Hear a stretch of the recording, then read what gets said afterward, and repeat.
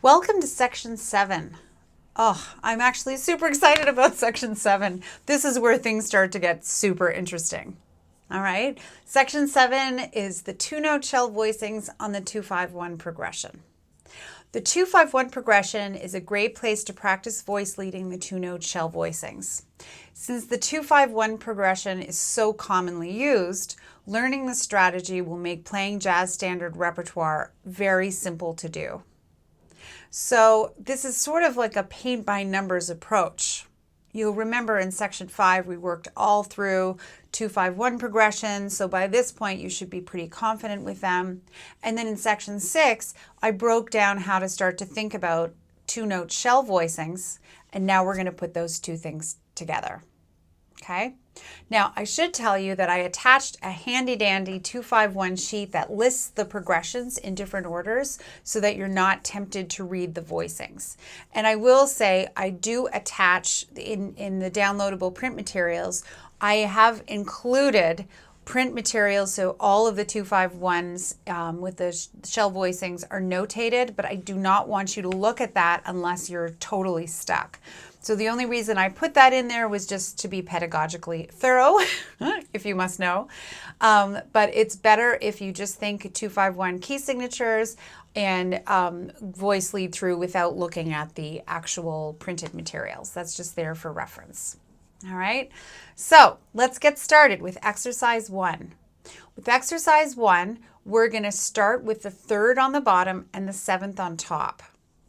So have a look at the music here, and you'll be able to see how this all comes together. When we move from D minor 7 to G7, you'll notice that the top note moves down by a half step. In D minor 7, the C moves down to a B. When moving from G7 to C major 7, the bottom note now moves down by a half step from an F to an E. And the same thing when we go from C major 7 to C6, the top note moves down by a whole step from a B to an A.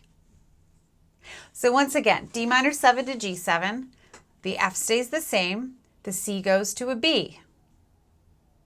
When we're going from G7 to C major 7, the top note, the B, stays the same, the bottom note moves down by a half step.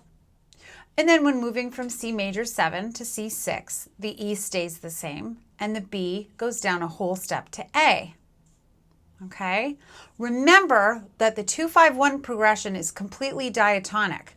So this is going to be the same. It's the whole steps and half steps moving. It's going to be the same in every single key.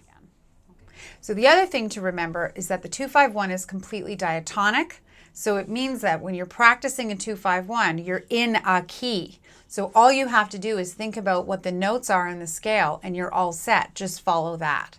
So you can think about it intervallically, half steps and whole steps, or you can just say, well, I'm in the key of C, so it's all white notes. Does that make sense?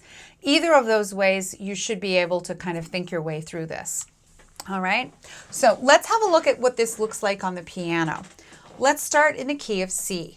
So the first chord is a D minor 7. I'm playing the 3rd on the bottom and the 7th on top in the right hand. When I go to the G7, the top note goes down by a half step. See that? And now, when we go to C major 7, the bottom note is going to go down by a half step. See that? And then when we go from C major 7 to C6, the top note is going to go down by a whole step. So let's try that again. We've got D minor 7. Top note is going to go down by a half step. And then the bottom note is going to go down by a half step to C major 7. And then the top note is going to go down by a whole step to the C6. All right. So practice that a few times yourself and talk yourself through this. In Western harmony, something to know is this concept of the 7th always falls to the 3rd. Maybe that rings a bell. If it doesn't, totally don't need to have this information to be successful in life. But if you've ever heard the 7th falls to the 3rd, that's exactly what's happening here. So D minor 7, that's the 7. The 7 is going to fall to the 3rd of G7. See that? There's the third of G7. And then when we're going to C major 7, there's the 7 of G7, and it's going to resolve on the third of C major 7. Okay? So that's something there if that helps to make the puzzle a little clearer for you. Okay? So now we're going to take this same structure and we're going to work it through different keys. Now, this is where you can go back and say you could practice it via the circle of fifths either way. So you could go 2-5 to C, 2-5 to F, 2-5 to B flat, etc. You could go the other way around, 2-5 to C, 2-5 to G, 2-5 to D, etc. You could go up and down by half steps. You know, you could go at random. You could make, get a bunch of index cards and write different keys out and put them in random order. But the trick here is, for exercise 1, is we're always going to start our voice leading with the third on the bottom. So the shell voicing with the third on the bottom. So let's go 2-5-1 in the key of F. So our shell voicing, first of all, the chord is G minor 7. And you want to play a G in the left hand, the third and the 7th in the right hand, the B flat and the F. Now, to get to C7, the top note is going to go down by a half step. And then to get from C7 to F major 7, you're going to go down the bottom note by a half step. And then to kind of move from F major 7 to F6, you're going to move the top note down by a whole step. So that will look like this. It's going to be G minor 7, C7, F major 7, F6. Try it again. G minor 7, C7, F major 7, F6. So let's try it in one more key. Let's try it in the key of B flat. All right. Aren't you glad you practiced your 2-5-1s a bunch? That's why I told you in section 5 it was time to do like lots of practicing here, because by the time we get to this, it's like some stuff has moved around a bit. So 2-5-1 in the key of B flat, the 2 chord is C minor 7, and then the voicing, the third on the bottom, the 7th on top. All right, and we're going to go to F7, then we're going to go to B flat major 7, and then B flat 6. Let's do that again. C minor 7, F7, B flat major 7, B flat 6. Fantastic.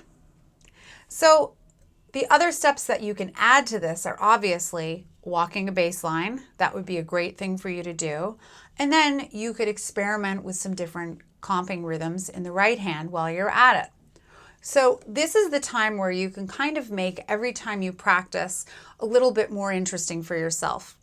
Once you've got 3 or 4 keys down, then what you could do is practice them walking the bass line. You could comp like a variety of different rhythms, any of the rhythms that you're kind of working on from section 4, and get the metronome on or Drum Genius or the iReal Pro and kind of go to town making this music as soon as you can. Because as we're putting these things together, you're going to have to practice this a bunch. Like, this isn't something that you can just conceptualize. So while you're at it, you may as well turn it into music, and you may as well make it as vocational or kind of useful as you possibly can, so that you can turn this into something that's music instead of just an exercise. So that's exercise 1. In a minute, we're going to move on to exercise 2, which is very similar to exercise 1, just turned upside down.